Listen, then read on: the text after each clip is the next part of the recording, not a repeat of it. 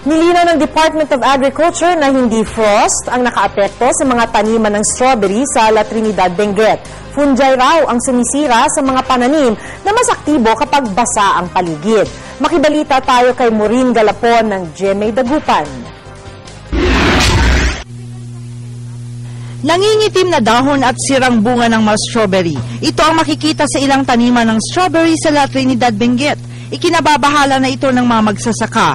Noong una, inakalang epekto ito ng frost o pagyeyelo ng mga pananim dulot ng malamig na panahon. Pero ayon sa Department of Agriculture, Cordillera Administrative Region, hindi lamig ang dahilan ng pagkasira ng mga strawberry. Una, hindi raw frost-prone ang La Trinidad, Benguet. Pangalawa, base sa inspeksyon ng DA, botrytis fungi ang pumipese sa mga bunga ng strawberry habang anthracnose naman sa mga dahon.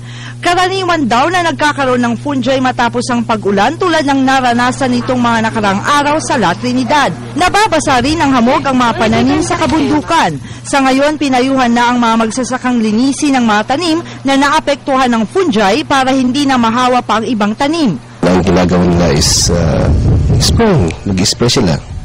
Then usual sanitation lang, field sanitation para we can control yung mga epekto. Ang strawberry farmer na si Daniel, sa isang greenhouse inilagay ang mga pananim na strawberry kaya malayo mula sa kumakalat na peste. Maganda yung naka-greenhouse kasi protected siya sa ulan.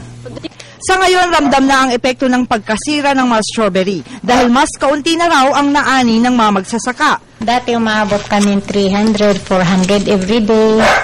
Ngayon, mga na lang, mga 200, ganun, 200 pababa. Dahil konti ang ani, nagsimula na ring tumaas ang presyo ng strawberries. Maureen Galapon, Nagbabalita, Pilipinas.